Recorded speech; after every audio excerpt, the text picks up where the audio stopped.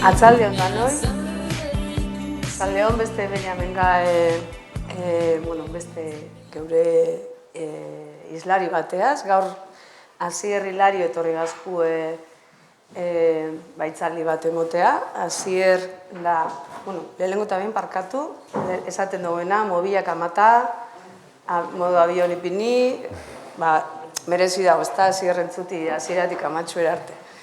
Segitzen beran aurkezpenaz, Asier Hilario da Tolosan jaio zen, eta, hemendik nahiko urrun, eta hurbil, barkatu.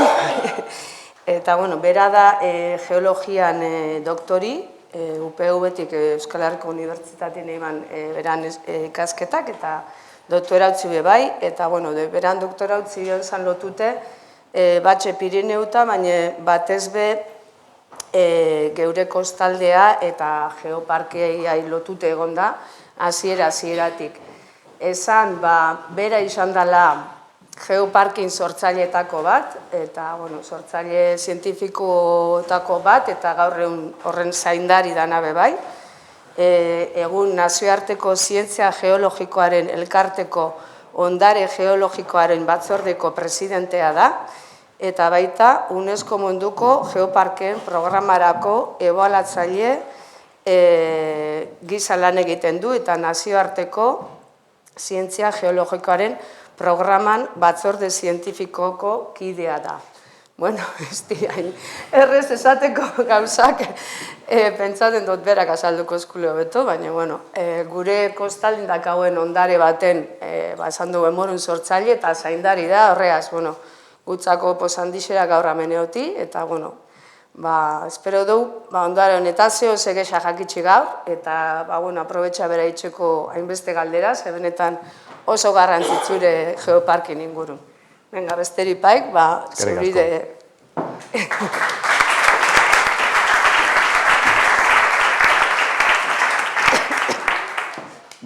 Arratsaldeon lehenik eta behin, ondo entzuten diazute? Bai, arratsaldeon lehenik eta behin. Nik geologoa naiz, Tolosara naiz, eta nik geologia ikasi nuen mendiak nituelako maite, argi daukat. Nire inspirazioa geologiarentzako mendiak izan ziren beti, mendiak ulertzea, mendiak zergatik dauden hor, zergatik dira desberdinak, zergatik, mendien arkitektura hori ulertzea, ez? Eta horrek eraman induen Pirineoetara, eta gero Himalaian Karakorunen ere ibili nintzen zerbait egiten, baina, pixkat bizitzaren kasualitateak edo, 2005 garren urtean, nunbait aterrizatzen nuen Zumaian, eta ordutik, hasi ginen pixka bat eraikitzen gaur egun Euskal Kostaldeko UNESCO geoparkea dan hori. Eta azkeneko urteetan, aurkeztu duten bezala, nazioarteko kontu desberdinetan sartutan nabil ere, baina nire lekua hau da. Lehenik eta behin nahi nuke, zoriondu nolabait edo errekonozimendu bat eman, 10 urteetan zehar, esan diate hilabete honetan 10 urte betetzen direla ekitaldi hau egiten dana, eta iruditzen zait sekulako meritua daukala. Herri txiki batean zientziaren divulgaziorako horrelako ekimen bat egitea eta edozein egunetan sala bat betetzea, horrek meritua handia dauka. Hori behin egin daiteke, 2, 3 egin daiteke, baina 10 urteetan jarraitzea eta horri egonkortasun bat ematea, ez da erresa. Hortaz, errekonozimendu handi bat honen atzean zaudeten guztioi.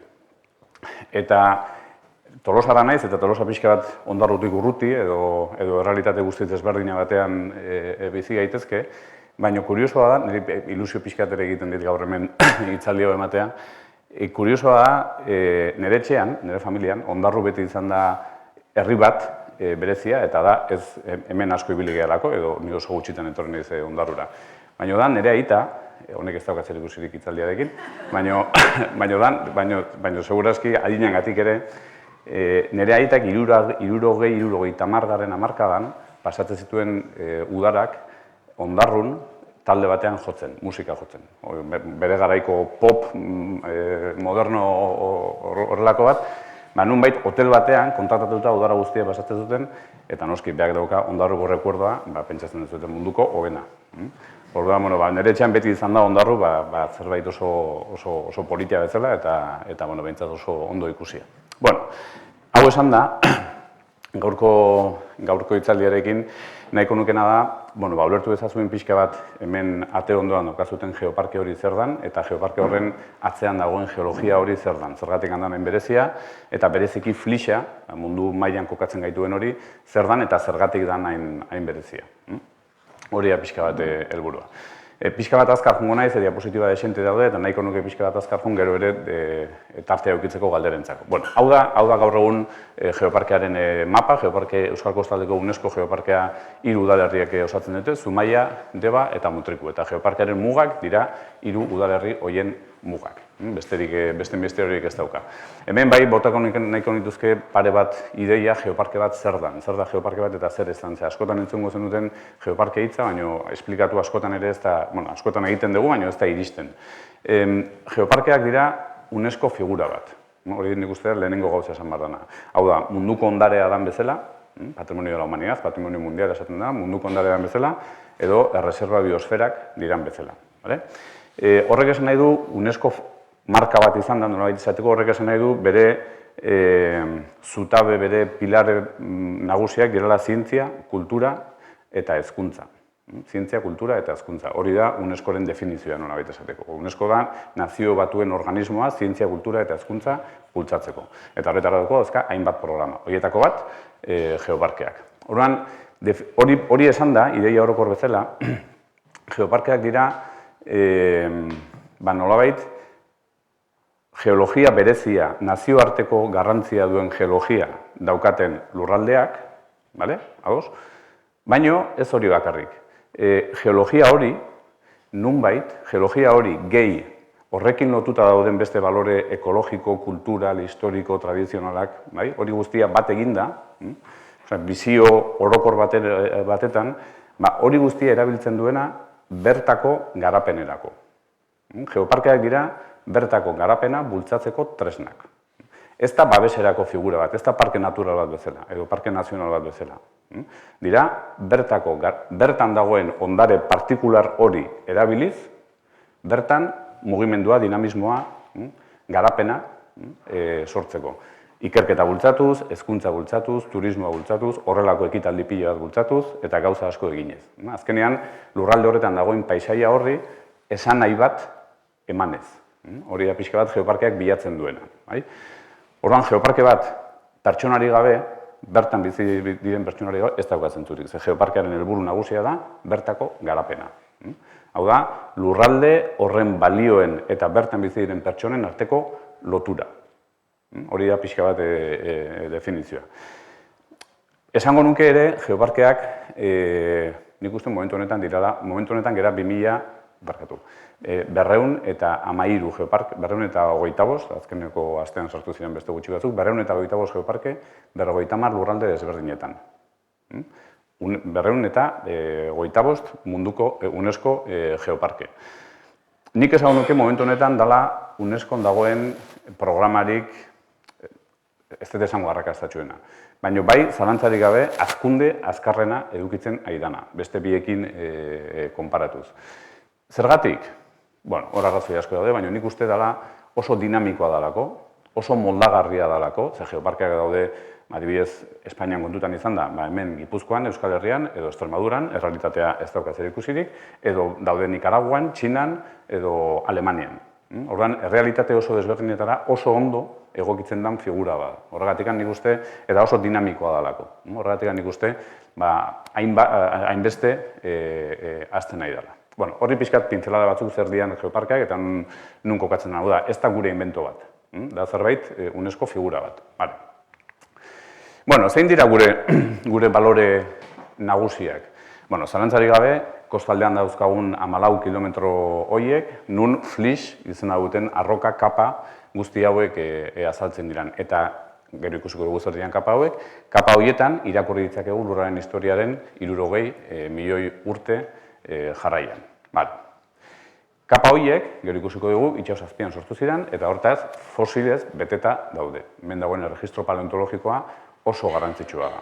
Eta gero ikusiko ditugu, oso gauza desberdinak ikusi daitezkela, eta gauza batzuk oso kuriosoak. Adibidez, horrelako arrastoak gero ikusiko ditugunak.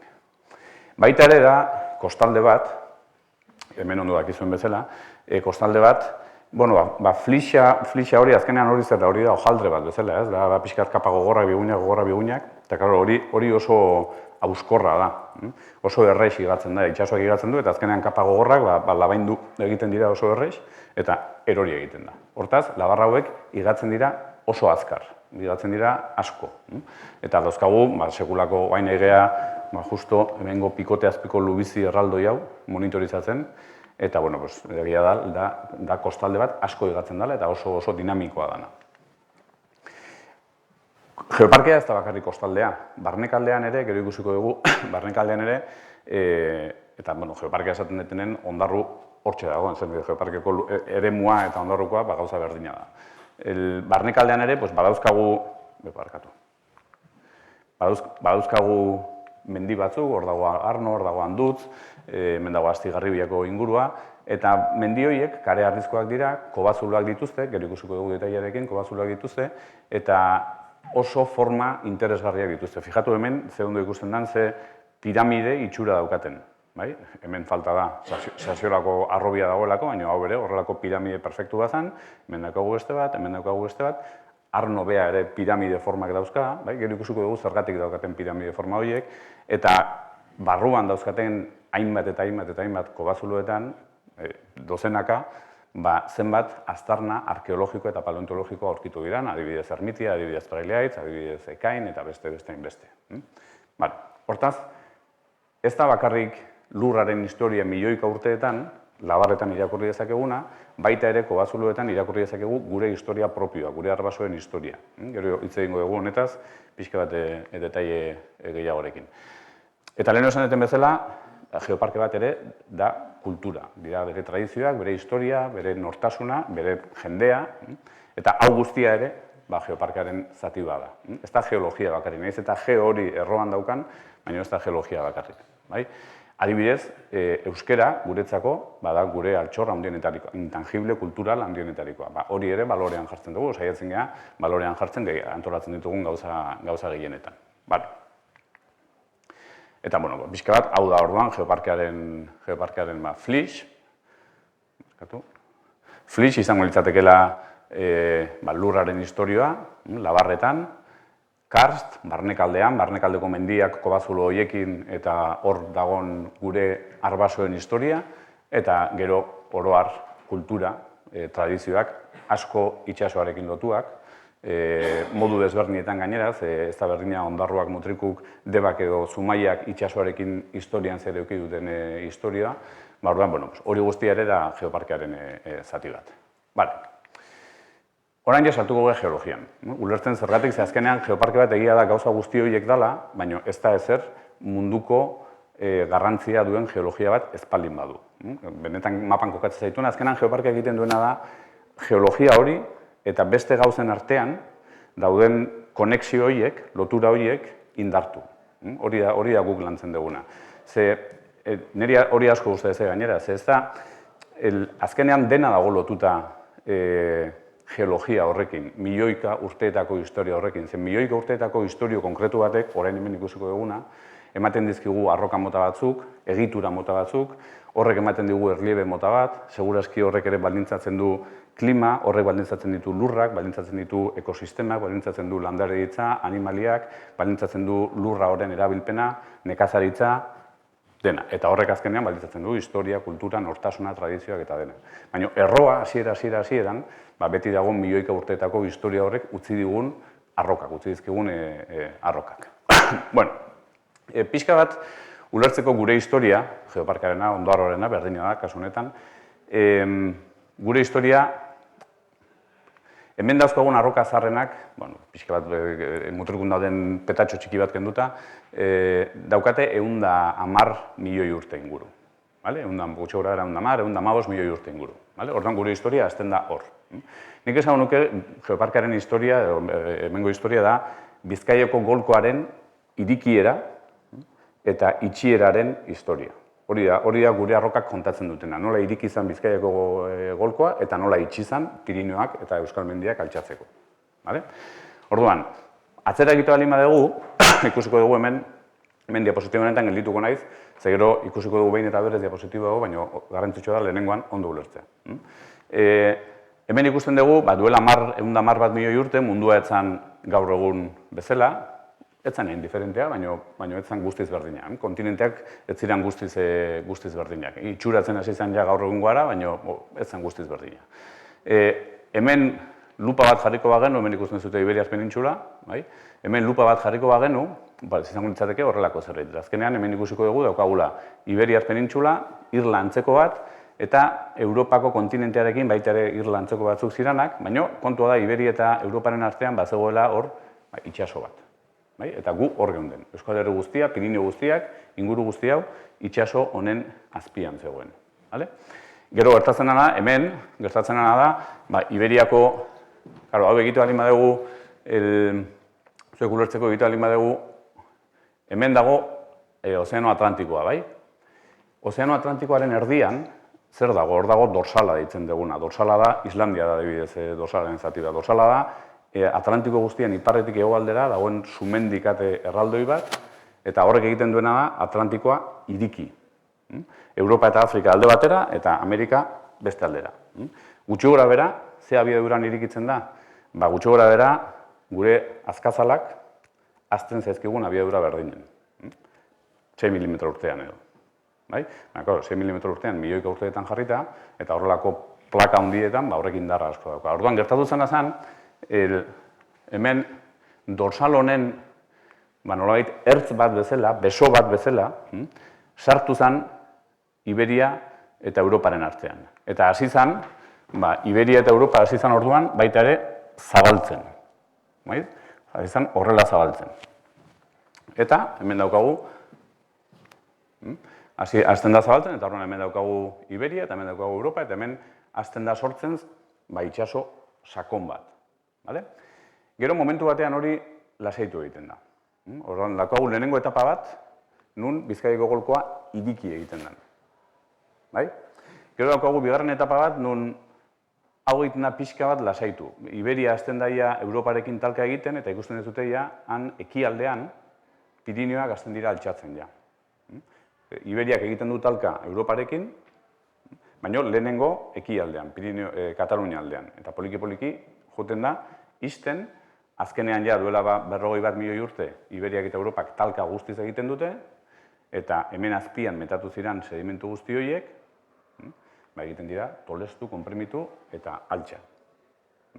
Pirinioak sortzeko. Horregatik, Monteperdidoko gailurrean, edo Txindokiko gailurrean, edo Arnoko gailurrean, dauzkagu fosil itxastarrak. Hau da historia berdina, pixka bat Euskal Arro guztirako. Orduan, eta gero ja behin arroka guzti horiek, poliki-poliki, arroka itxastar guzti horiek, arroka itxastar guzti horiek, poliki-poliki, altxatu diranean Pirinioak emateko eta gure mendiak emateko, horregatik Pirinio guztia, gure mendi guztiak daude sortuak arroka sedimentu itxastarrez eta fosil itxastarrez beteak. Behin azaleratzen dianean, depende nun, adibidez, Arabako inguruan ia 30-35 milioi urte ja hasi da azaleratzen, hemen aldiz, kostaldean, azkeneko 5 milioi urte bakarrik dira. Kontua da, azaleratzen hasten denean, orduan arroka horiek hasten dira igatzen.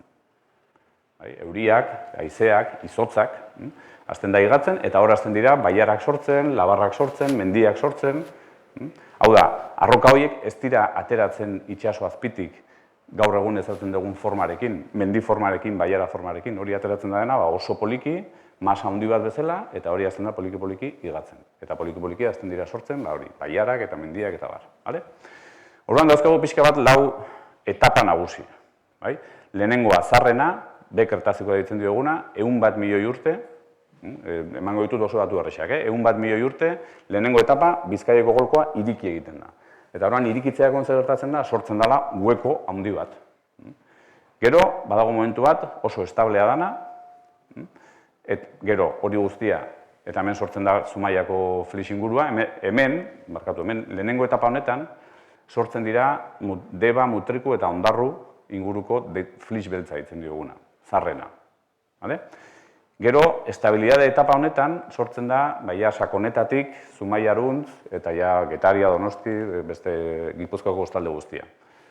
Gero hau guztia altxa egiten da, claro, altxa egiten da, ez da egun batetik bestera altxatzen. Imaginatu hemengo edozein mendi, altxako litzakela urtean milimetro bat.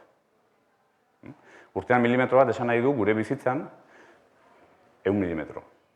Horrelako zerbait. Inorez ginak ega izango, konturatzeko arno, gure bizitzen zehar hau altuagoa dela. Jartzen badegu tasa hori milimetro bat urtean 20 milioi urteetan zehar, Iberia eta Europa talkan egon ziren 20 milioi urteetan zehar, ematen dizkigu 20.000 metrotako mendiak. Hau ez da guztiz horrela, baina konturatzeko nola oso prozesu txikiak, oso denbora luzean, faktorea hori da denbora, oso denbora luzean aplikatuta, azkenean egin dezakegu itsaso azpian sortutako kapa guzti hauek gaur egun ikusten ditugula hemen vertikalean. Bai? Orduan, flixa zer da? Flixa da itsaso ondo honetan, Iberia eta Europaren artean zegoen itsaso honetan, metatu ziren milaka eta milaka eta milaka itsaso ondo. Nik esaldi bakar batean definitu beharko da esango nuke flixa dela itsas ondo sakonen, baina sakonak dira, itsas ondo sakonen pilaketa erraldoi bat. Eta zergatik esaten dut erraldoia, ze altxa baino lehen, konprimitu baino lehen eta altxa baino lehen, hau, estadio honetan, honek itsaso azpian, hau da, kapa guztiak sortzen dira horizontalean, poliki-poliki metaketan bidez. Honek, zeuzkan, 5.000 metro, 5.000 metro. Pentsa, hemendikan arnoa daude 600. 5.000 metro. Kapa, 5.000 metro. Hori da, sekulako pakete puska. Eta gero hemen gertatu dana da, altxatu danean, pakete handi hori jarri dela, ia zegoen bezala, kapa zarrenak nunengo dira, hemen, beran, eta berrienak goran. Hori konprimitu danean, gertatu dana, pakete guztiak jarri dela, hola, zarrenak hemen, ondarrun, berrinak, Getarian. Hola, bai? Orduan, hor azkenean geologoak, labarra hauek ibiliz, ze daude kapa guzti horiek horizontalean zeudenak horrela jarrita gutxi gora bera vertikalean, azkenean kapa horietan, labarra hauetan ibiliz, ibili ditzakegu edo aztertu ditzazkegu hor azpian metatu ziren 5.000 metro sedimentu. Ondarrun hasi eta Zumaian Getarian bukatuta. Bai? Gutxi gora bera? Horan, noen joango era pixka bat ikusten atal bakoitzean sortutako gauzak eta argazki batzuk. Bueno, hemen daude arroka mota, baina honetan ez naiz sartuko. Gero interesan nahi balin badu, baina bai hemen. Horrelako eszenario batean, itsaso azpian gaude, lehen esan dugun gauza berdina, itsaso azpian gaude, orduan, itsaso sakonean, itsaso azpi horretan daude sakonune handi batzuek eta gune batzuk sakonera gutxigo daukatenak. Sakonera gutxigo dauden guneetan, klima tropikal batean sortu ziren sekulako koralezko arrezifeak. Eta horrek ematen ditu, kareharriak gaur egun gure mendietan ikusten ditugunak, hori gero ikusiko dugu. Eta itsaso ondoetan, 1000 metrotako sakoneran, hor sortzen dira kapa guzti horiek. Kapa horiek dira itsaso ondoak, poliki-poliki, metaketan bidez sortutakoak. Nola sortzen dira? Bueno, poliki-poliki, esan deten bezala, hemen ikusten dugu. Nolabait esateko, bi arroka mota dauzkagu. Edo sortzeko bi mota. Bat izan daiteke, itsaso azpian, norbaitek buzeatzen alin badu itsasoan, zuk itsasoan buzeatzen dezunean, ez da piztina batean bezala. Hor daukazu beti, ditzezaio erderaz, ditzezaio niebe marina. Daukazu beti hor zerbait erortzen bezala. Hori zer da, hori dira sedimentu oso finak, eta itsasoan bizi diran animali txikien oskolak, poliki-poliki, hiltzen diranean, metatu egiten dirala. Orduan, itsasoan dagoen hori, oskolak eta guztin fin hori, poliki-poliki dihoa metatzen, eta itsaso ondoan sortzen dizkigu kapak. Hori da modu bat. Kapa horiek oskolazko baldin badauzkate, fosil asko, edukiko dute karbonato asko. Eta orduan dira kareharriak. dira gogorrak. Hemen ikusten duzute, horiek dira hauek, gogorrak. Kapa horiek metatzen dana, gehien bat buztina baldin bada, sedimentu fina, nondik handator sedimentua? Kontinenten higaduratik.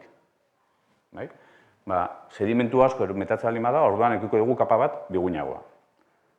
Ekuiko ditu baita ere oskolak, baina nola buztina asko daukan, izango da biguinagoa. Eta orduan dauzkagu, ditzen dianak, edo buztinak, edo marga, kolako zerbait. Orduan, hone ditzen zaio, bertako sedimentazioa da. Bertan dagoena, metatu egiten da. Gauza bat edo beste, baina beste aukera bada, hemen goian, kontinenteak bai hau eta bai hau, kontinenteak igatu egiten dira, igatzen den guzti hori errekak sedimentu pila bat ekartzen dizkigute itsasora, eta sedimentu guzti horiek metatzen dira hemengo delta handietan, horrelako zer, bai? Hemen, gertatu daitekena da, hemen metatzen diran sedimentu aretsu guzti horiek, egin daitezke bapatean desestabilizatu, erori. Bera, hemen gertatzen ikusten duzute hau. Egin daiteke, bera erori. Eta orduan hor, sortze zaigu horrelako lubizia handi bat, itsaso azpian, eta sortzen digu hemen beran, are-harrizko kapa bat. Bai? Hauek diranak. Normalean hauek izaten dira grisak, eta hauek izaten dira horiak. Hemen daukazute grisak, eta horiak. Adibidez, hemen inguruan, gehien bat dira grisa ilunak, flis beltzean, Zumaia inguruan, Sakoneta inguruan dira gris argiagoak, eta ja, Zumaiatik Getaria, Donosti, Pein el Viento, Jaizkibel gehien bat, dira askoz gehiago horrelakoak. Gero nahi behar dute ikusiko dugu zergatik hori. Baina hori ulertu, itsaso azpian, sakonera handian kapak, modu honetan, eta sakonera gutxian koralezko arrezifeak. Claro, itsaso azpian baldin magonden, dauzkagu arroka itsastarrak. Eta arroka itsastar horietan daude milaka eta milaka fosil. Euskal Arroan daude fosil pila bat eta oso anitzak. Gurean ez hainbeste, hemen inguruan ez hainbeste. Baina horrela pixka bat laburbilduz esango nuke koralezko arrezife... Jesus, barkatu, asmatzen duten azken.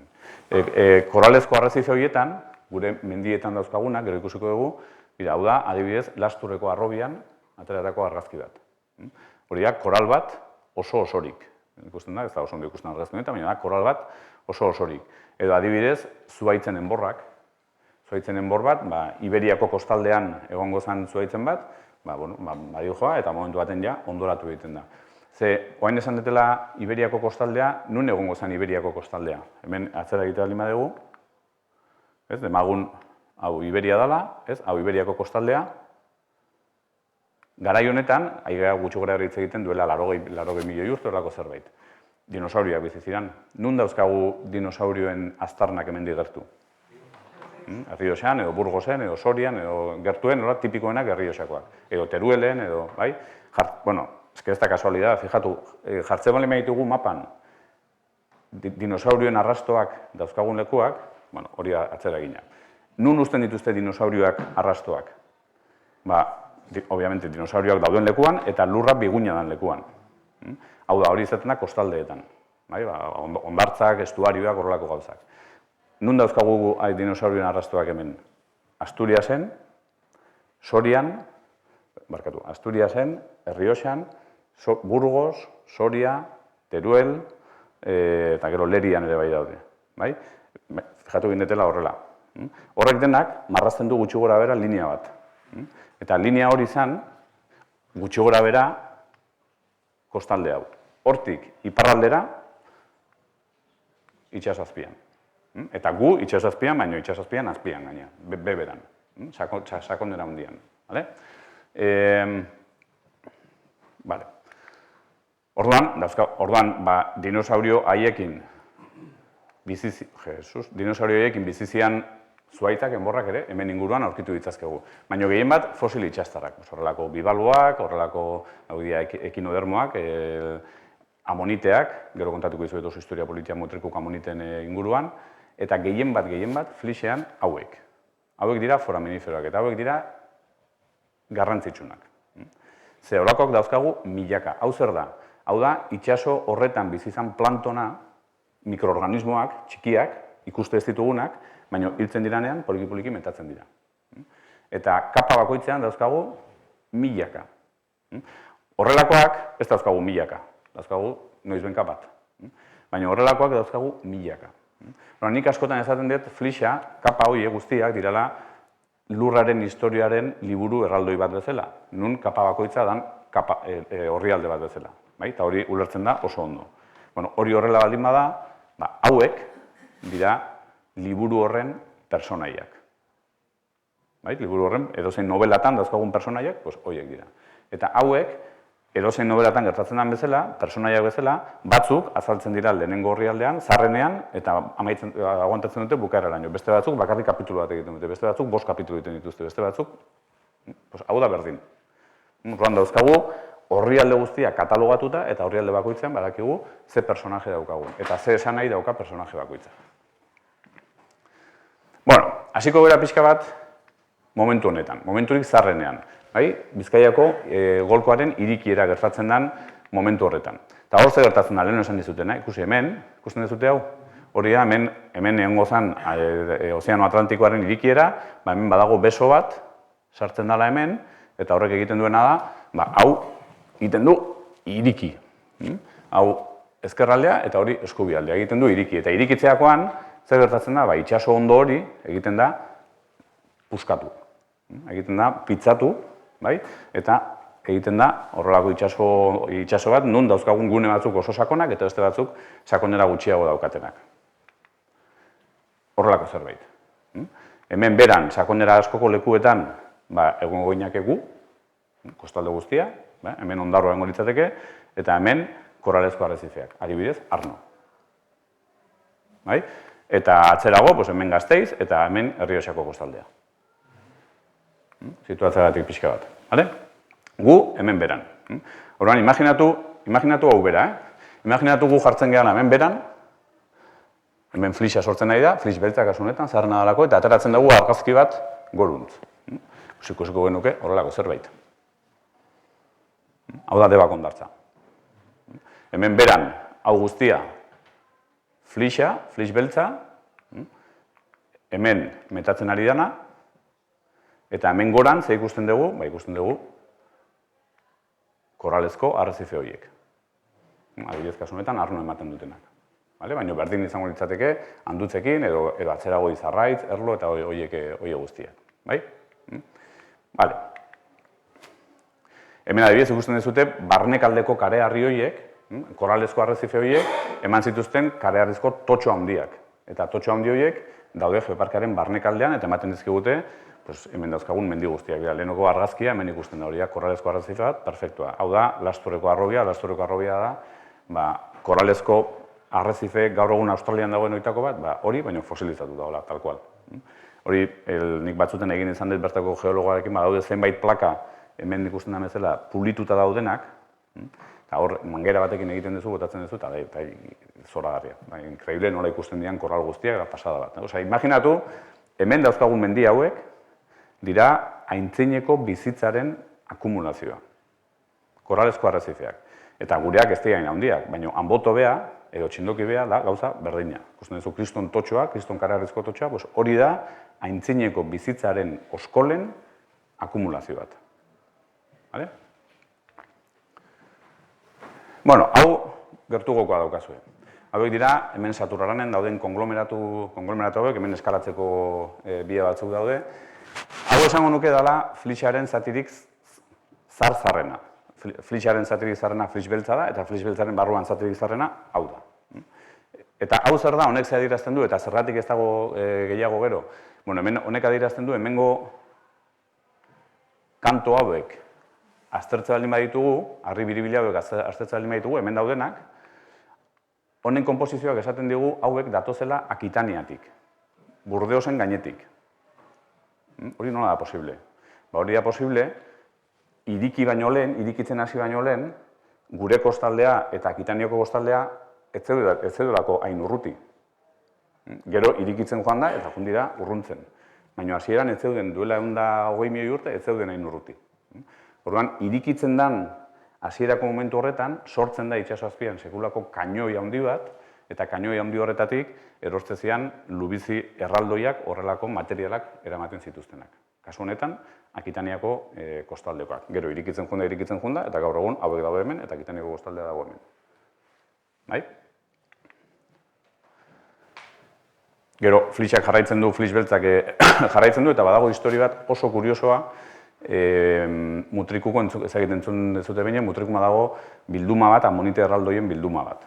Eta bilduma hau da oso berezia.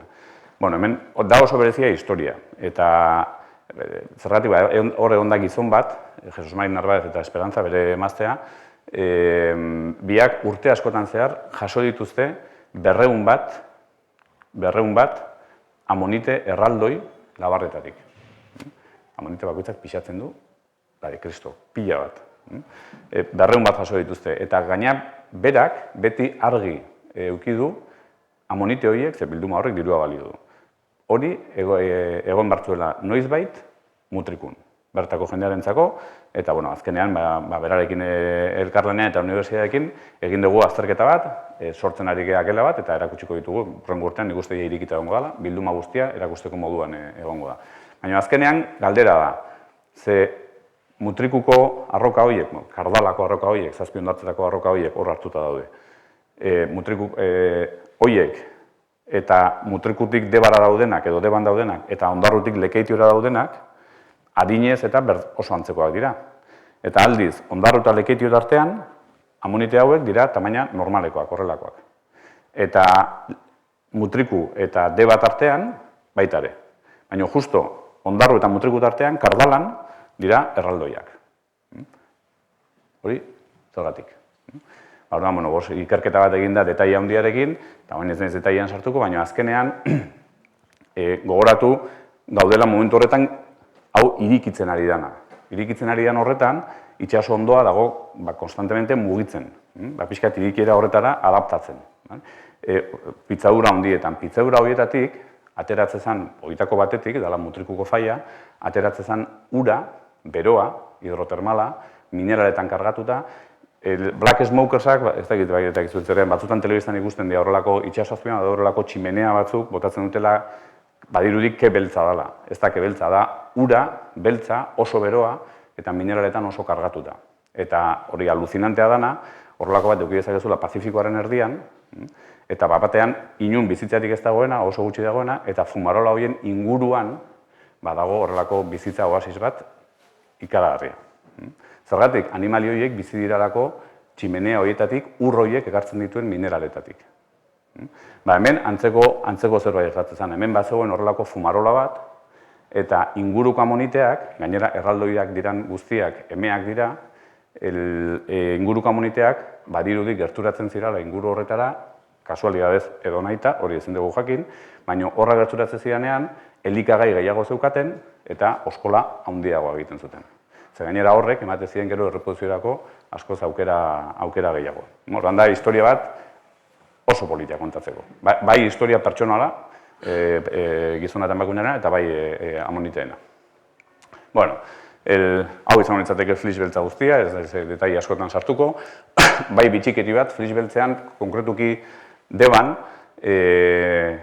bastante ezagunak dira gauza hauek, hau egitzen dute septareak. Baina, justo, debako turismo bulegoan erakusketa txiki bat egin dugu. Hauek ez dira fosilak, hau da dena minerala. Da oso prozesu komplikatua, eta sortzen dira horrelako harribitxiak, benetan dira harribitxiak. Horiek pulituta oso politiak dira. Hori orduan lehenengo etapa honetan. Irikiera horretan, hori da flix beltza, deba, mutriku, ondarru, inguru guztietan ikusten dana. Oso momentu inestablean, demora guztian irikitzen dagoelako. Gero, badaukagu momentu bat, pixka bat, lasaitu egiten dana. Eta flixak jarraitzen du, hemen metatzen. Eta hor daukagu, hemen ikusten duzute, flix beltza izango litzateke berde guzti hauek, orain arte ikusi eguna, eta hemendik hau izango litzateke ja, pixkat, estabilidade horretan. Adibidez, sakonetan, jarretzen du kapak eta esan dugu 5.000 metro. Kapak eta kapak, edo aurrera jarretza alin badugu, pikote inguruan, edo ia zumaiatik gertu, kapak eta kapak. Lehen esan detenean 5.000 metro, horrela ikusten dezutela, benetan dia, ikusten dezute posible dela. Hau horrela eta jarri horrela. Edo Zumaiako hondartzan, jarraitu. Ez du askoz gehiago jarraitzen, jarraituko luke liburuak pixka bat nik esango nuke Getariaraino edo, eta gero Getariatik Hondarribiraino dagoena nolabait errepikatu egiten da. Baina, ikusten dut, kapak.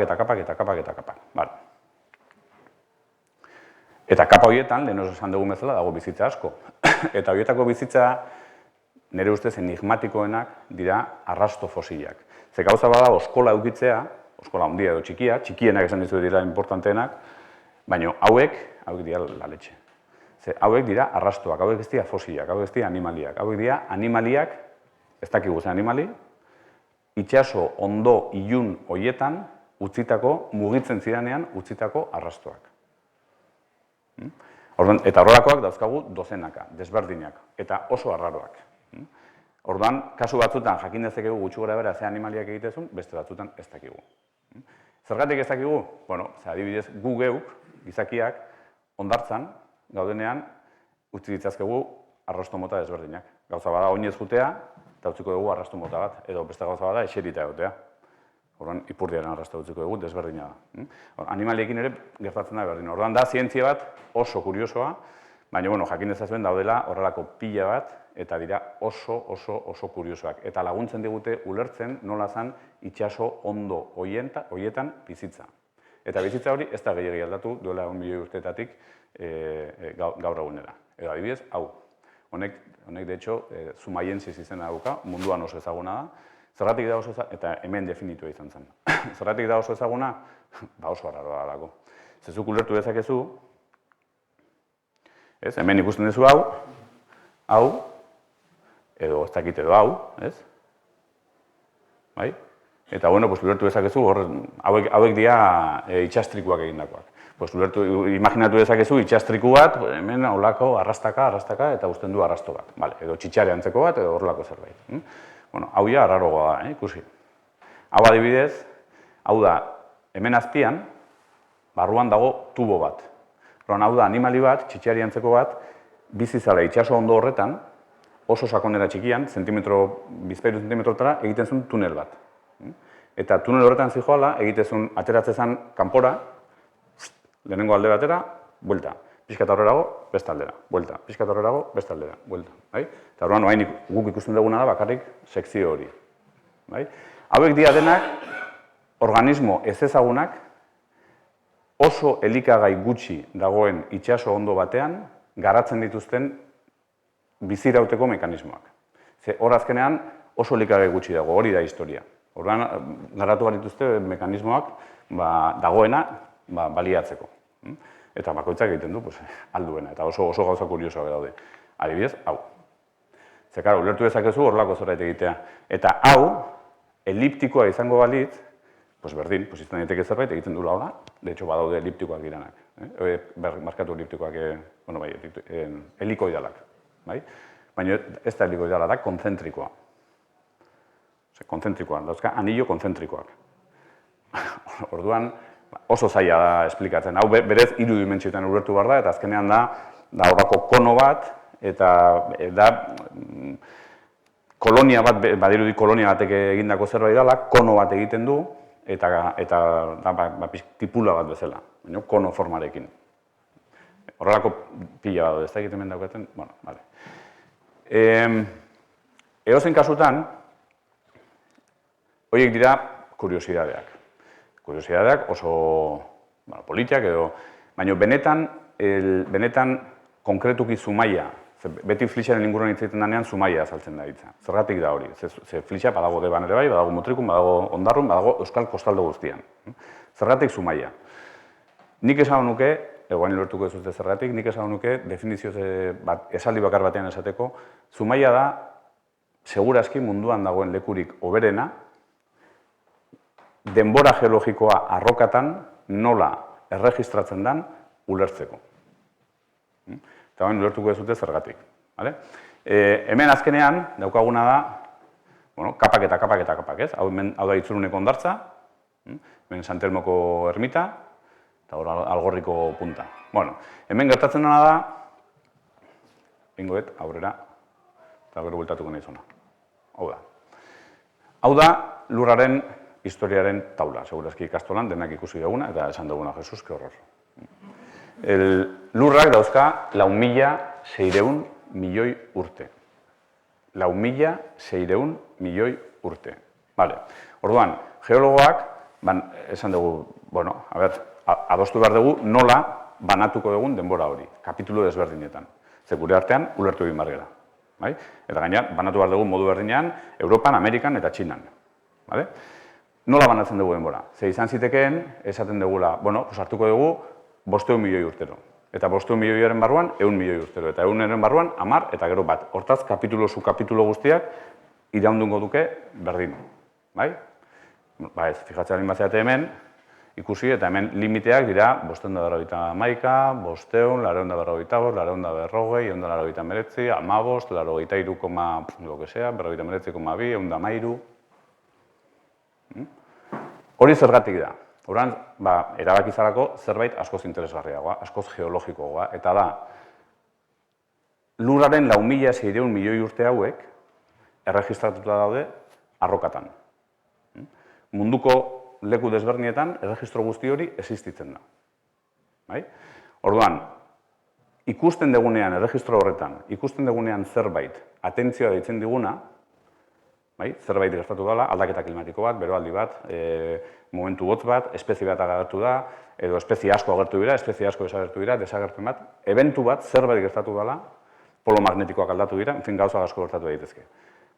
Eta ebentu hori mundu mailako arroka desberdinetan ikusi dezakeguna, hau da globala izan zara, ez zan bakarrik hemen gertatu, orduan esaten dugu, ebentu horrek, gertaera horrek, balio du kapitulo bat bukatzeko eta hurrengoa hasteko. Orduan, horrek esan nahi du, hemengo limite guzti hauek, denak daude definituta gertaera batengatik. Denak. Orduan, horrek ere esan nahi du, lurraren historioan, interesgarriagoak dira normalean kapituluen arteko momentuak kapituluak berak baino.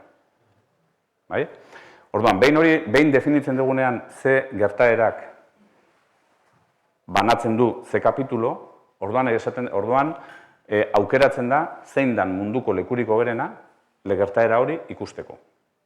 Eta hor jartzen da, esaten zaio, urrezko hiltze bat. Ben ikusi daudela, ikusten batzutan daude urrezko hiltzea jarrita, bestetan momendikan falta dira. Hoi deitzen zaie estratotipo, berdin du, urrezko hiltze bat. Zumaian, hemen geoparkean esan dugu, arroka zarrena daukatela 110 milioi urte. Hemen azten da, aptiaren azten dira.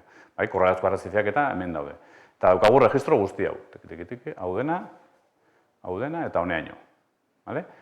Bi hauek, bi horiek, daude Zumaian. Da munduko leku bakarra horrelako bi dauzkana. Baina ez hori bakarrik. Bi hauek dira munduko erreferentzia, baina baita ere hau dela, ez da berdina limite hau, edo limite hau. Batek banatzen du kapitulo txiki bat, eta besteak banatzen du kapitulo txikia, handia. Hau ere bai, dela duela 66 milioi urte. Zer gertatu zen duela 66 milioi urte? Dinosaurioak desagertu ziat, dinosauriak eta biotaren 80% desagertu zala. Edo hau ere bai, gainean dagoena, hau ere bai, oso ondo erregistratuta dago. Eta hori da, lurraren historiaren beroaldi klimatikorik handienetariko bat, orain ikusiko duguna. Orduan, hau ulertuta egiten dugu atzera. Orduan, imaginatu, hau da Zumaian ikusten dena, jarraituko genuen arealdea, hemen litzateke Deba, hemen litzateke Mutriku eta Ondarroa, jarraitzen du, hemengo arrokak 100 milioi urte, jarraitzen du, 80, 80, hemen egizten gai, 70, eta hemen, taka, 76. Horkoak dauka, 76. 76koa hor dago, ez dago Deban, ez dago Mutrikun, dago gogoratu. Hau egin dugu, eta hau egin dugu. 76koa tokatu da hemen dagoela, ez da tokatu hemen dagoela. Orduan, lurraren historioan gauzarik garrantzitsuenak gertatu ziren momentua da, hori horrela esan da ez dago ondo. Baina momentu horretan, 70 eta 50 bitartean gertatu ziren oso gauza garrantzitsuak. Dinosaurioen estintzioa eta beroaldi klimatiko oso bortitz bat. Eta hoiek erregistratu ziren oso ondo, itxaso ondo hoietan. Gaur egun, tokatu zaie hor egotea. Bueno, alrebez, Zumaiari tokatu zaio hor egotea. Zer, hauek askotzen dago zeuden. Orduan, jarraituz, iristen gara honea, 76 milioi urte. Lurraren historian egondan estintziorik handienetariko bat, dinosaurioena. Honek markatzen du Kretazikoaren bukaera eta Paleogenoaren hasiera. Sartzen gara honen barruan, eta 10 milioi urte beranduago, 56 milioi urteetan, lurraren historian egondan beroaldi klimatikorik garrantzitsuenetariko bat. Egiten duela Paleogenoaren barruan, Paleozeno eta Eozenoaren arteko muga. Eta oraindik sartzen gara honen barruan, eta hor dauzkagu bi estratotipoak, bi mugak. Daudelako beste 3 kapitulu. Orduan, benetan, hau da, Zumaia oso ezaguna da dinosaurioen estintzioaren kapa horrengatik. Baina horregatik da bakarra munduan? Ez, horrelako beste leku asko daude. Paleozeno Eozenoarengatik, beroaldi handiarengatik ere bai. Horrelako gehiago ere badaude, hau da oso referentea, baina gehiago ere badaude. Nik esan nuke dala, nik ibili naiz alde batera eta bestera, oso leku gutxitan edo nik inun ez dut ikusi, hain ondo nola irudikatzen den, nola denbora geologikoa, erregistratzen den arrokatan, kapak hain perfektuak dialako, gero ikusiko dugu zergatik kapa bakoitzak dauzka 10.000 urte. Eta nola denbora hori banatzen den kapituluetan. Hemen daukagu kapitulo bat, beren bukaera. Hau da beste kapitulo, hau da beste kapitulo bat. Bitan banatzen dana, eta hau aldi berean beste bitan banatzen dana. Osa, benetan, hau da honen irudikapen perfektua. Justo zati honetarako, baina da, flash, perfektua. Ze gainera, eta hori ez da bateoikoa, kapak daude perfektu. Metatu zidan bezala, tal cual, horrela jarrita vertikalean.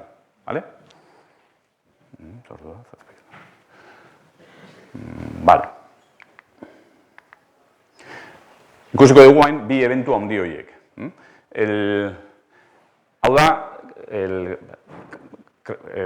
dinosaurien estintzioenak, Kretaziko Paleogenoaren muga hori. Eta hau da, ikusi, datoz kapak, liburua, zarragoak, ze ikusi, hau dagoela inklinatuta horrela.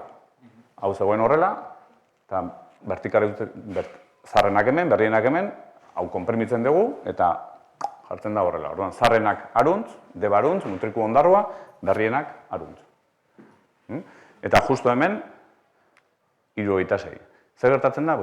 Hemen kapa guzti hauetan itxaso ondoak fosilez beteta daudenak, justo iristen geha hor kapa beltz fin batera, 2 milimetro dauzkana, eta ikusi. Amoniteak, adibidez, desagertu egiten dira, eta ia urrungo kapatan, inoiz ez dira agertzen. Plantona, desagertzen da, 80-90 pikoan. Nanofosilak, dirala algak bezala, desagertzen dira, 80-90an. Eta hori denak gertatzen da, hori da, liburuaren konparazioarekin jarraituz, zuk imaginatu dut zaudela liburua irakurtzen, dauzkazu personaje pila bat, hortxe bere historiakin, baina badago orrialde bat beltza, 2 milimetro dauzkana, 2 milimetro orrialde normal bat, liburu batean, eta orrialde horretan zerbait gertatzen da, zure nobelaren personajeen 80-90a desagertu egiten da. Eta nobelak jarraitzen du 100 horrekin. Hori da hemen ikusten dena. Eta kapa hori, hemen dago Algorriko kalan, da kapa fin hau, eta kapa horrek, horretaz segituen konturatu ziren geologak, esan ez, ostras, hemengo fosilak eta hemengo fosilak ez dira berdinak. Hori nola gertatzen da? Gertatzen da poliki-poliki edo gertatzen da batean. Azkenean joten dira bidatzen, eta ostras, gertatzen da hemen, 2 milimetrotan. Eta gaina 2 milimetro horietan daude beste gauza arraro desente. Gehien bat, 2 edo 3. Gehien bat, hau. Dago, iridio asko. Iridioa da elementu bat, lurrean existitzen dana da oso pisutsua, baina oso gutxi dago. Eta inoiz, ez genduke esperoko, sedimentu itxastar batzuetan hainbeste iridio aurkitzea. Aldiz, oso ohikoa da meteorito konkretu batzuetan. Ja, lehenengo gauza arraroa. Zer egite, justo hemen iridioa, justo desagertzen dian lekuetan.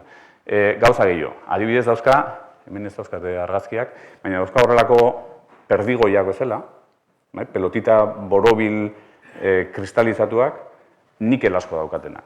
Kristalizatu, bitreoak. Bitreoa esan nahi du, fundituta egontzala, eta oso azkar kristalizatu egin dela. Eta nikel asko daukana. Beste gauza raro bat.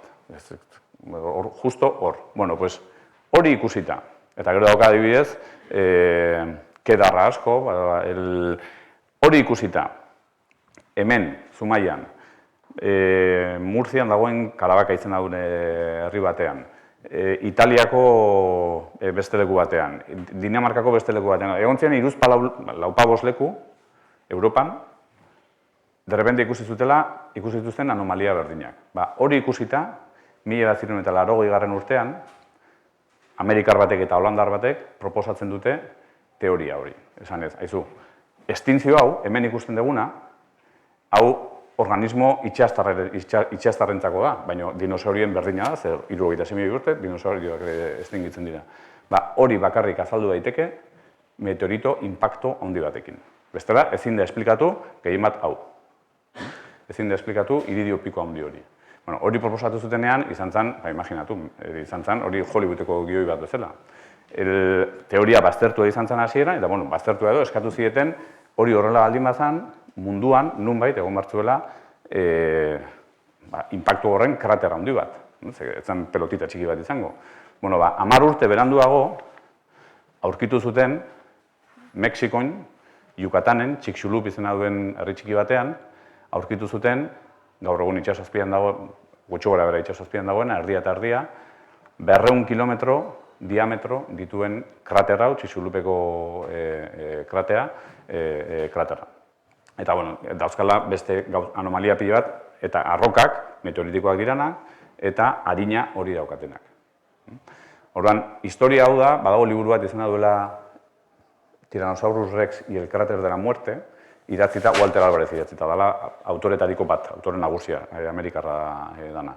Liburu hori da marabillosoa. Ze tipoak kontatzen du nola, detektibe bat bezala, 1980etik, 1980 mundu guztian zehar pistak biltzen, eta azkenean ona iristeko. Hemen badago, ez nahi sartuko detailetan, ze bestela luzatu egingo naiz, hemen baina bai, mezua da, hemen, honi esker, proposatu zala teoria hori. Eta 10 urte beranduago, ez hau bakarri, baina 3 leko. Zumaia izan zen, erreferente bezala, autore originalak erreferente bezala erabili zuten lekuetariko bat. Ez bakarra, baina horietako bat. Eta 10 urte beranduago, ja aurkitu zen kraterra. Hemen badago historia bat oso kuriosoa, eta da, 1980 eta 1980 artean, kraterra aurkitzen zuena, kanpeon. Mundu guztian, ez bakarrik geologoak, disiplina desberdinetako zientzilari asko sartu ziren karrera horretan. Ia zenek aurkitzen zuen krater hori. Ze hori aurkitzen zuenak, kanpeon. Komunitate zientifikoak zeukan galdera eta ez zeukan erantzuna. Ez zekin duen zegoen kraterra. Gero azkenean, esplikatu daiteke nola iritsi ziren horre, baina horrez nahi sartuko gaur. Eta Pemex, Petróleos Mexicanos, zeukan erantzuna eta ez zeukan galdera. Pemexek industuta zeukan Karibeko golfo guztia, logikoa dan bezala, petroleo bila.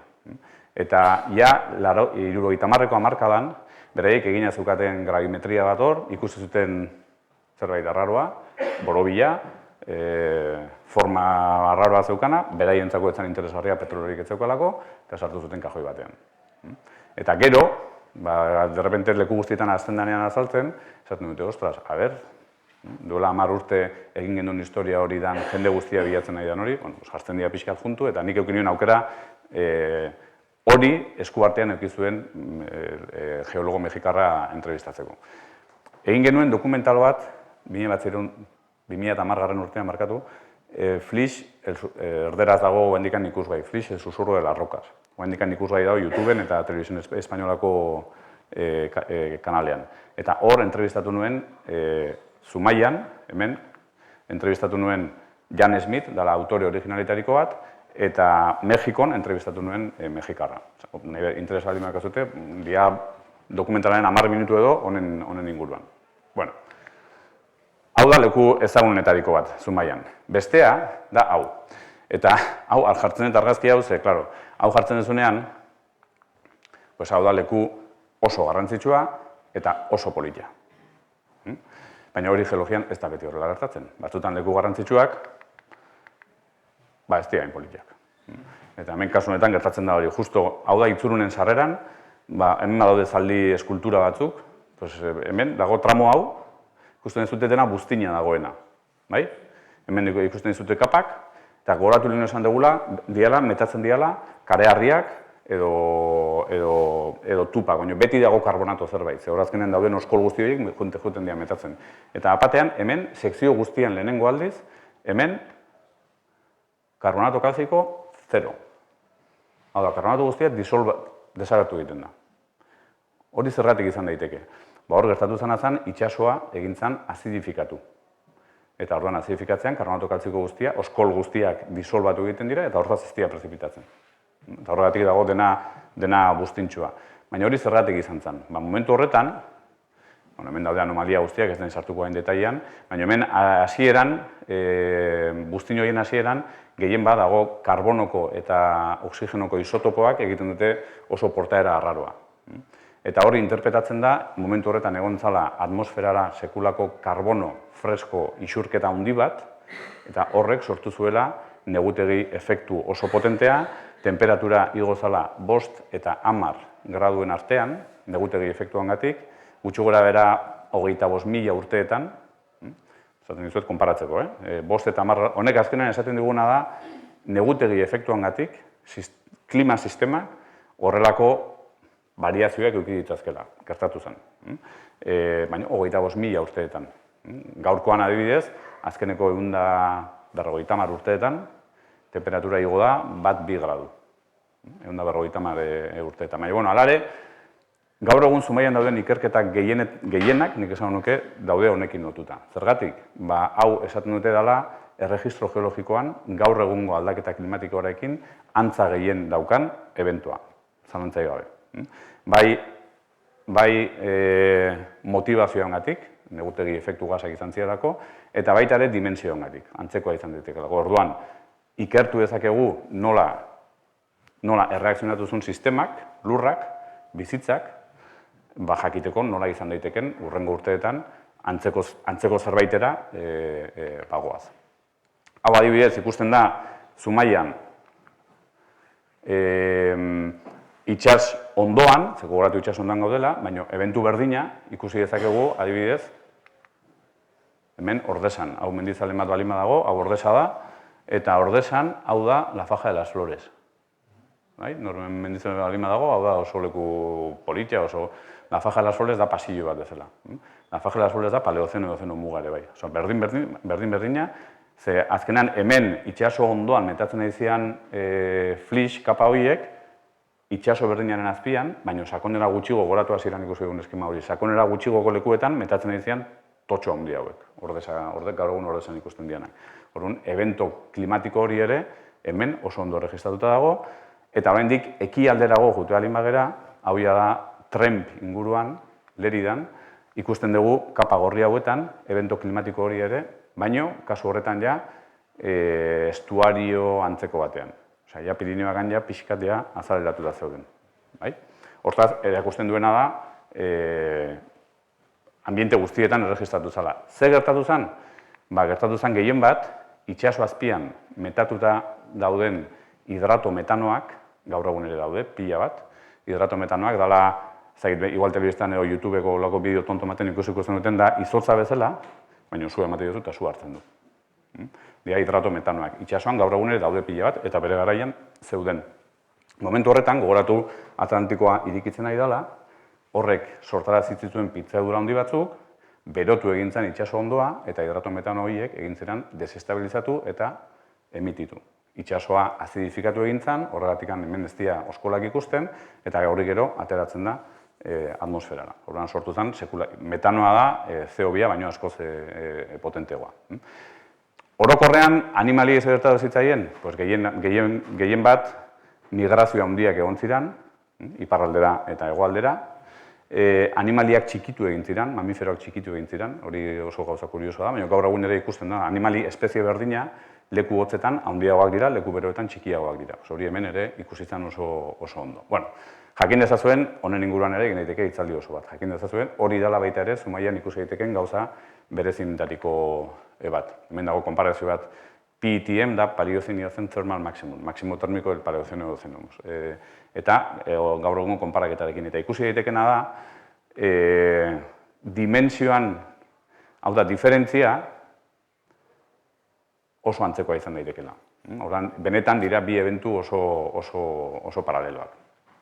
Bueno, eta nik uste honekin, gauza gehiago dauzkat, baina nik uste honekin, hori, bueno, hau izango litzateke hurrengoa, eta hemen nahi dizuet erakutsi, karo, hemen, hau, dena tolesten da momentu horretan. Ez da tolesten dugun batetik bestela, lehen esan dizuten bezala, kalkulatzen da, Pirinioak, hori Iberia eta Europa talka egiten dutenean, hori itsaso bat zegoen, gaur egun ez dagoena. Hor, 20 milioi urteetan, moztu zen 160 kilometro. Osa, 160 kilometro horiek, nun baiten daude, horaka, hori dira Pirinioak. Eta hemen, flixean, ez dazkagu Pirinioetan dauden egitura erraldoi handi horiek, baina bai ikusi ditzazkegu adibidez, kasu batzuetan horrelako toles handiak, edo adibidez, hau da Sesiarte inguruan, ikusten duzuten mendi hau, kapak, tolestuta, askoz tamaina handiagoan, edo pitzadurak eta bar. Eta gero azkeneko pausua izango litzateke paisaiaren sorrera hori. Hemen ja oso azkar joango naiz, itsasoaren higadurak nola labarrak atzeratu egiten ditu eta sortzen da rasa erraldoi hau. Hau, interesgarria da jakitea, duela bakarrik 20.000 urte, gure arbasoak ekain margotze zutenean, itxas maila azkeneko glaziazioan geunden. Itxaso maila zegoen gaur egun baino 100 metro berago. Hau da, itxasoa zegoen, kostaldea zegoen, 10 bat kilometro urrunago. Hori, ikusten da oso ondo, rasa hauek, plataforma hauek jarraitzen baditugu, urrengo 10 kilometrotan egiten dute horrela, koska batzuk bezala. Eta koska horiek zer dira? Aintzinean, itxasoa berago egondan momentu batean sortutako labarrak. Eta hori, bakarrik duela 20.000 urte, edo inkluso 12.000 urte, zegoela itxasoa horrela. Hortaz ere ulertzen da, zergatik, eta ja historia aurrarekin lotzen dez, badakite baiara egin barrezutela, zergatik dago horrelako erlazioa Euskal Herria, Kantabria eta Asturiasen arteko erregistro arkeologiko guztian. Nola da posible gure arbasoak hemen Kantabrian eta Asturiasen, Altamiran adibidez, tresna berdinak egitea, margo oso antzekoak, garapena oso antzekoak izatea, margoak oso antzekoak izatea, erlazionatu egiten zialako, komunikatuta zaudelako. Eta eukitzea, nola komunikatzen dira, hemengo baiara malkartxo hauetatik? Segurazki komunikatzen zian, gaur egun ikuste ez tegun, 10 kilometro horietan zegoen pasillo handi horretatik, askoz lauagoa zana eta komunikazioak albideratzen zituena. Eta hori da, Geoparkean landu dugun azkeneko kontua, uste maiatza bukaeran edo bisitatuko dezutena, historia aurreko baiara izena duena. Da, Debako baiaran zehar oso bisita polita da, bezentan merezi.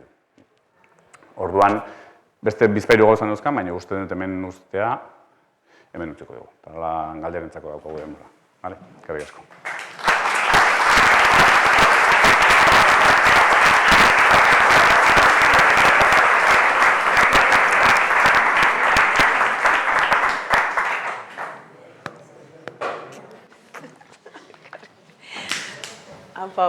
Hemen ongo ginen bixar arte, ez datorren aste arte, entzun dentzun, benetan oso interesgarri gaina atzana, izan da, punto politxe, zelan interkonektata gazendanok eta hori dena.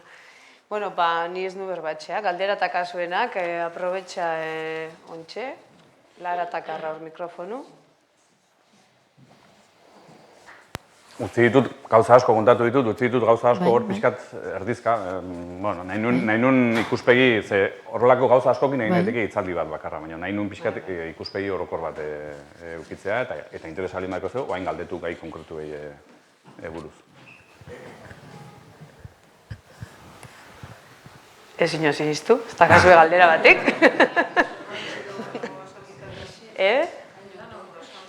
Baina, bueno. Informazio ez dara, informazio pila bat, Geoparkeko egunean informazio pila dago, baliabide pila bat deskarratu alizateko, ikusi alizateko, bideoak, denetari dago. Material asko dago, interesaldi badukazute, edo irteerak egiteko, edo ibilbideak daude, ibilbideak zuen kabuz egitekoak. Nik bereziki historia horreko baiararena gomendatzen dizu. Debako portuan hasten da eta Sasiolaraino dijoa. 3 kilometro dira, oso errexak ibiltzeko. Eta hor egin ditugu, abia pasako, Atzalde hon. Bueno, hemen dago galdera bat. Gero... Bueno, ni galdera biagat. Ulerturote, osea, iridio Gran Meteorko Arizonako alkaraterrin be, iridio topaben uste baino esa. Da koeziti. Ulertzeot, xixolun be iridio topako ben kontizue normala baino esa. Nun, Arizonako kraterren? Arizonako izna galdetzen, hon xixolun. Bai. Xixolun iridio topara behor be. Bai. Ez que ez dut esplikatu detaileakin, baina bai, hor daude, bertan, bai kraterrean bertan, eta gero kraterretik gertu, hor erakutsi egiten argazki batean azaltzezan, hor ikusten dira tsunamita batzuk bizena dute. Eta hori zer da, kalkulatzen da, meteorito horrek zeuzkala gutxi gora bera 12 kilometro diametro. Ez da inbeste, Bueno, depende.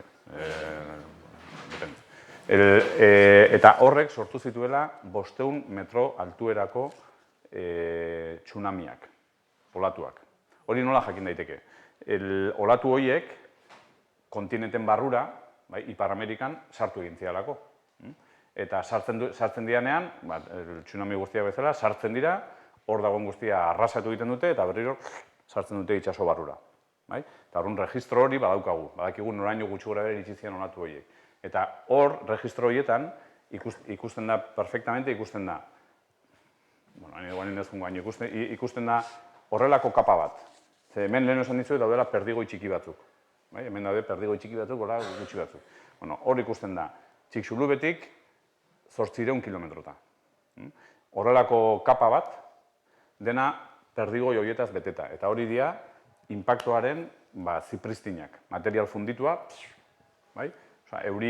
suzko euri bat, horrelako totxo bat. Imaginatu, dena sua. Horrek egiten ditu sekulako suteak sortu, inguruko baso guztiak erre egiten dira, tsunamia dator, kalzinatutako egur guzti hori hartzen du, eta barrura sartzen du. Eta hori, ikusten da horrelako 2 metrotako kapa batean, tsunami horrek utzitako kapa horretan, barruan dauzka kontinentetatik ekarritako egur kalzinatua. Eta justo horren gainean, iridioko piko hori. Iridioko piko hori ikusten da, ez bakarrik Txixulupen bertan, baino mundu guztian adin hori daukaten arrokatan.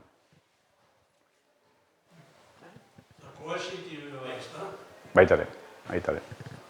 Koesita da mineral, koesita da mineral bat oso berezia, bakarrik sortzen dena presio altuetan, oso presio altuetan, inpaktuak dauden lekuetan. Koesita hemen adibidez ez, koesita edukitzeko behar duzu presio asko eduki. Hori dago Txixulupen alboetan. Bueno, beste bat. Zientifiko eta bez aspaldizan entzute honik, lehengo gauzak, antxinako gauzak interpretati oso importantirela, jakitzeko etorkizune zelako izango lan, ero gauza asko ikasteko. Nikon galderi ingo negue, ondala 110 milioi urteko, aipatu zu 110 milioi dakarela horrek, flizak. Bai. Beste 110 milioi urte baru flizen nune ongora, igual eolik Urbisako kanpetan.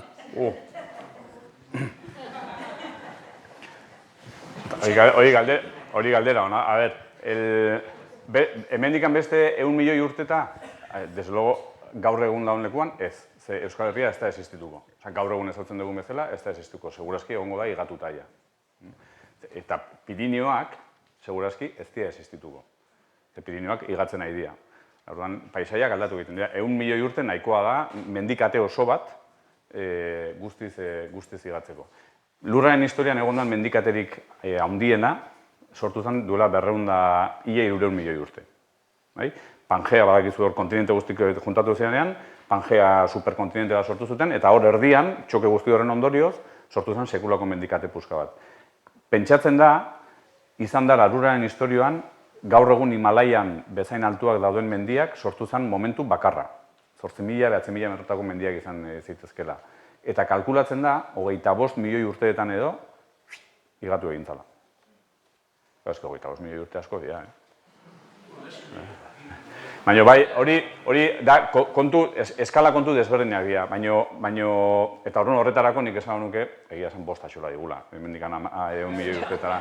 Baina ez digu 5 axola, hemendikan 100 urtetara edo 200 urtetara sistemak nola funtzionatu dezaken. Eta horretarako, baire importantea, iragana ulertzea, ez iragana ulertzeagatik, ze historia ulertuta, iragana ulertuta, ulertzen da sistemak nola funtzionatzen duen. Eta hortaz, sistemak nola erreakzionatu dezaken, edozein aldaketara. Eta gainera, segurazki, bakarrik probabilidadengatik baldin bada, segurazki, gertatu daiteken edozein baldintza, iraganean gertatu da, edo oso antzeko gertatu da, eta erregistratuta dago nunbait. Eta badirudi bai, duela 56 milioi urteetako beroaldi hori, bai dela, gaur egun ikusten ari geanaren oso antzeko zerbait. Edo, hori da, gaur egun ikusten hasi geanaren. Eszenarioa izango da oso antzekoa 2001ean. Hemendikan 100 urtetara gutxi gora bera. Barotik agertu gara, nimetze dut horrek ez da etxe, baina gorutzen mila gola, ez? Zeinek? Flisak. Hoi ba, goruntz, oza hori zegoen itxaso azpian, eta 160 kilometro zuzkan itxaso bat, hemen azpian kapa guztia ez zeuden, hau egiten duzu konprimitu, eta hemen dauden sedimentu guzti horiek, bai oso sakonean zeudenak eta leku desberdinen zeudenak itxaso azpian, horiek denak egiten dira tolestu bata bestean gainean jarri, oso komplikatua da, baina eta hemen azkenean 160 kilometrotako itxaso hori numaiten sartu behar duzu. Hori egiten dira, sedimentu guzti horiek apilatu bata bestean gainean. Gertatzen dena da, normalean, eta hori lekunek daukan gauza berezitariko bat, normalean, mendikate batean, horrelako konpresio batean ondorioz, nola esan, puzlea, zuk badaukazu puzlea eginda, pieza guztik hortxe eginda. Zuk egiten duzu horrela, puzle baten, egiten duzu horrela, eta zer gertatzen zaizu, pieza guzti jartzen dizkizula nahi duten bezala. Bata besten gainean, baina inungo ordenik gabe.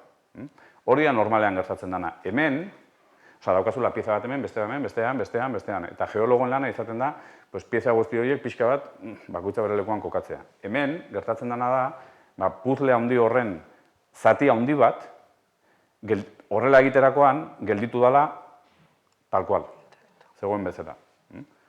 Hori, edo beste moduan izan da, puzleetan atzekaldean datorren marrazkia, hori da hemen daukaguna. Eta hori, ez da baterioikoa, 5.000 metrotako sedimentu potentzi bat, sedimentu totxo bat, horrela egitea eta gelditzea tal kual.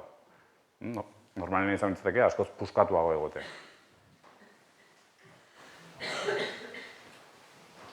Gero beste, horrela pixkat lortuta, hemen justu Bizkaian, Gipuzkoatik oso gertu gaudela, zergatik Euskal Kostaldeko Geoparkea dago oso leku estrategikoan kokatuta geologikoki, zergatik. Ze hemendik, mutrikutik, Bizkaiako kostalde guztian, Sopelanaraino iritsita, ikusi daitekena, ez da oso diferentea. Flis beltza da, eta ez da oso diferentea. Badaude nabardura desberdinak, detaile batzuk, baina flis beltza da. Adin berdina, formazio berdina, gauza berdina. Eta Gipuzko aldera, Zumaiatik, Getaria, Zarautz, Donosti, Hondarribi aldera, ez da ere, ez da oso desberdina Zumaia eta Getaria artean ikusten dugunarekin. Orduan dago justo, Bizkaiako kostaldea da flis beltza, zarra, 1 milioi urtetakoa, Gipuzkoakoa da berriagoa, flis eozenoa edo esaten da, dala gutxi gora bere 60 milioi urtetakoa, geoparkea dago justo hor, hartzen du baten bukaera eta bestearen hasiera. Baina, honealdea ikusten dana eta honealdea ikusten dana, ez da oso desberdina. Horregatik dago hor leku konkretu horretan, estrategiko horretan kokatuta. Bai, galdera bat akago, Clara, galdera bat... Bai, baina amen. Arratzaldeon, eta mil eskerra salpen guztia. Horregatik. Galdera, igual esan duzu ganera. Hori, geruzatxu hori, milimetro bikua, markatzen da bena, desberdintasun hori, eta hori, bardina hartzen da, bai lodieran eta bai gitxura bera komposizioian Munduko leku guztietan, edo ikusten da desberdintasuna adibidez hurbilago badizien Bai. tokietan eta bai. Bai eta ez, gauza batzuetan, adibidez, iridio konzentrazioa, zeka, 1980 urtean hori proposatu zuten bereziki Europako hainbat leku ikusita. Orduan galdera zan, oso nuta, kratera nun dago, ni idea Mexikon zehola, kratera nun dago. Orduan, edo ze parametro erabili dezakegu kraterraruntz gerturatzeko, hau da, ze izan daiteke gero eta handiagoa edo gero eta nabarmenagoa edo gero eta intensoagoa kraterretik gertu egon da.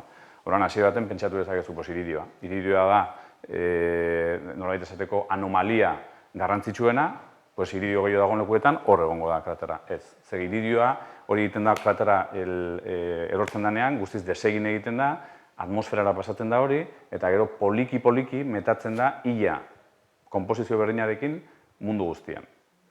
Baina badaude beste elementu batzuk, bai, kraterraruntz gerturatzen gehan enean, nabarmenagoak direla. Eta adibidez, gehien bat, txoke kuarzoak izena dute. Eta da, kuarzo minerala oso gogorra da, baina konprobatuta dago, hainbat meteorito kraterretan deformatzen dela oso modu, barnean deformatzen da oso modu konkretuan. Bakarrik meteoritoko talka dauden horietan. Eta bapatean hasi zian ikusten, Golfo de Mexiko inguruan, hasi zian ikusten hor dauden kate mugatan, kate muga da Kretaziko terziarioa, osea, adin horretako arrokak. Hor bai, azaltzen ziala kuarzo txokeak, eta txikxulupea gerturatuz, gero eta handiagoak, gero eta deformazioa handiagoa zokatela. Baina ez, adibidez, hemen, hori da diferentzia bat. Iridio adibidez, antzeko.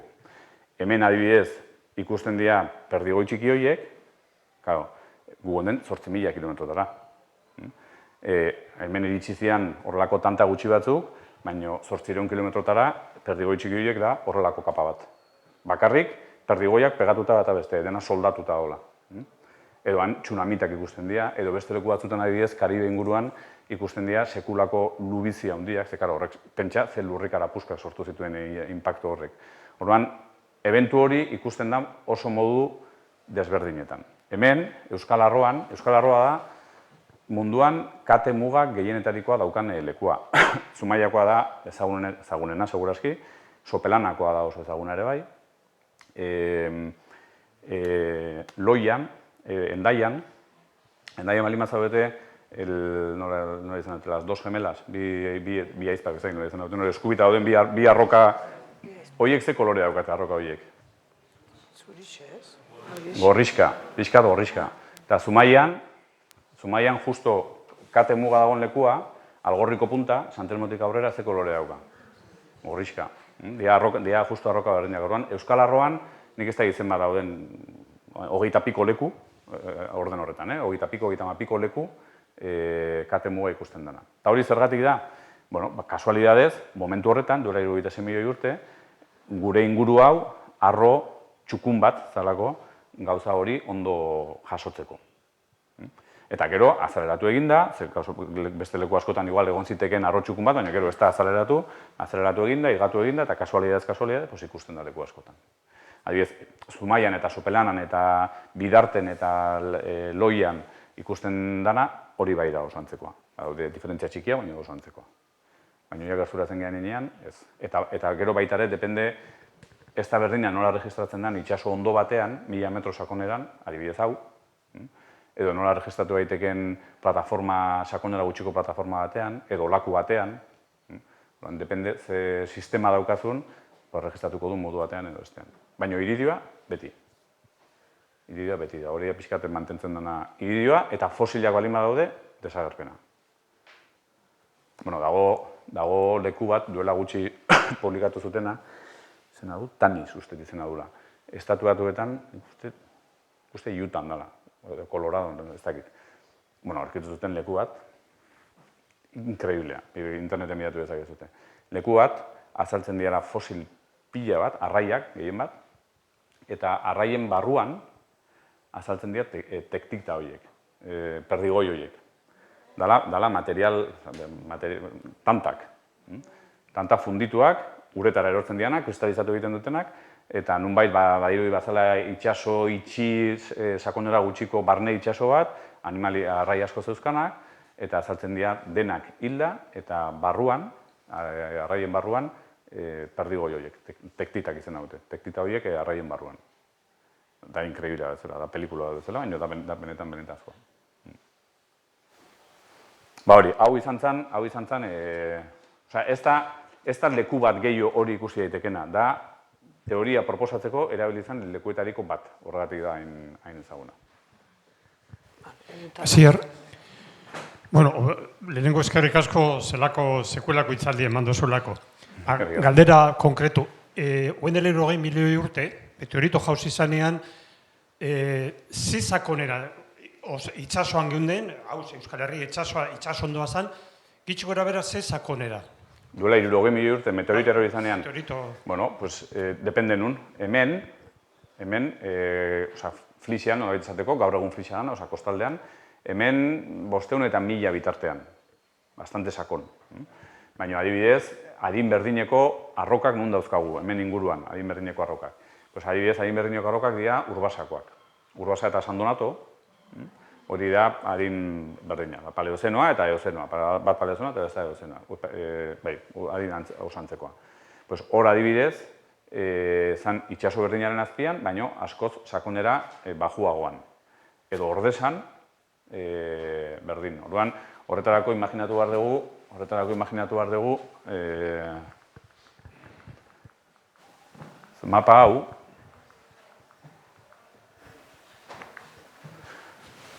Horretarako imaginatu behar dugu mapa hau. Ze hau da gutxi gora bera 60 milioi urte. Gu geunden hemen beran, hau izango litzateke demagun ordesa, urbasa, hemen, plataforma horiek bainoan bukaeran izango litzateke ordesa adibidez, Iruña inguruare bai, eta ja kontinenteak dauden lekuan izango litzateke Trempe. Pixkat eskubiagoa indikan inkluso. Osa, depende nun. Gu hemen beran. Gutxo gora bera, 500.000 metroto sakonen. Urbasan, arrezifes, horiek koraldak arrezifes ziren, ez? Bai. Espalde itxaso. Hori da. Hor dago Urbasan Lizarragako portuan tunela pasata ezkerreta, tunela pasa Lizarra bidean, tunela pasata ezkerreta, justu gainean, tunelaren gainean dago arrobi bat, oso arroka politia gauzkana da. Arrobi bat, kanpotik igual ez da ikusten, baina gero hartze balin badezu arroka da txuri-txuria, eta gero pulitze balin badezu dauzka koralak eta algak eta esponjak eta gauza pila dauzka oso politia. Azkenean geologiak ematen digu ze arroka mota daukagun leku bakoitzean, eta ze adinekoa den arroka hori, ematen digu aukera iraganeko paisaia horien rekonstrukzioa nolabait egiteko. Eta egia esan, hemen, Euskal Herrian, duela gutxi arte, askoz gehiago jakin dugu nolakoa zen Euskal Herria duela 60, 80 edo 150 milioi urte, azkeneko 5 urteetan eman dan gaur egungo paisaiaren bilakaera baino. Askoz gehiago jakin dugu nola zen Euskal Herria duela 1 milioi urte, duela 5 baino. Zergatik, tradizioa, Euskal Herriko Unibertsitateko ikertzaileen tradizioa izan dalako gehiago, iragan horretara begiratzea eta lantzea. Disiplina ezberdinak dira, teknika ezberdinak behar dira. Zorionez, azkeneko urteetan, badago talde berri bat, hasi dela azkeneko 2, 3, 4, 5 milioi urte horietan eman dan gaur egungo paisaia horren garapena ulertzen, eta oso interesgarria da. Bueno, pentsatzen dut, aia gazilatzanea, hemen egongo ginen. Beste, igual, eginkenara, beste eskaera baluzatu, pentsatzen dute, hainbeste itzaldirako molekela gai honek. Nahi ez zuenean, alare, nire korreoa erresa da. Flish@gipuzkoa.eus, @gipuzkoa.eus. Hortaz, ez da oso originala, badakit. Flish@gipuzkoa.eus, nahi bali maia zute dozein galdera edo proposamen edo, idatzi horretana. Eskerrik asko, Asier, torte atxik, eskerrik asko, txalo bat.